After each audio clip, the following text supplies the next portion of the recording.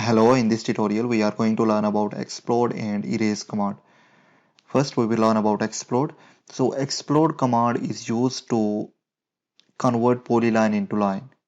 Here you can see this is a complete rectangle and this is a polyline here, okay? This is the join rectangle. And if I want to just convert it back into the lines, for example, I want this line as a separate, this as separate, this separate and this separate.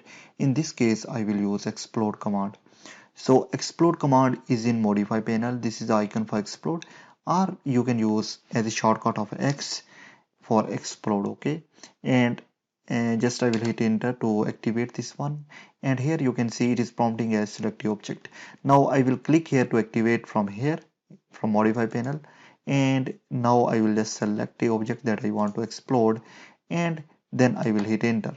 Now you can see here this polyline is going to change into line, okay?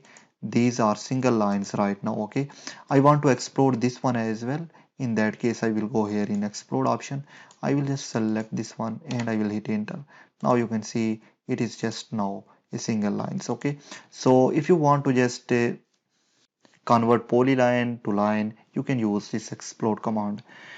Now let's see how to use erase. For example, I want to erase this object. In this case, I will go here in modify panel and you can see this icon for erase, or you can simply use E as a shortcut for erase, okay?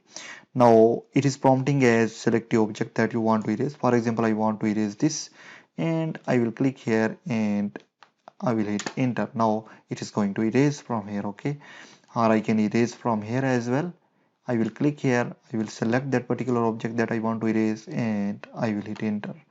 Now let me just undo this one, okay?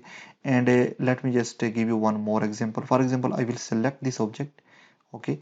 And then I will right click, and from here you can see one of options that is erase. So I will click here to erase this, okay? So this is how you can just erase any object in AutoCAD. Hope you understand this session. See you in the next.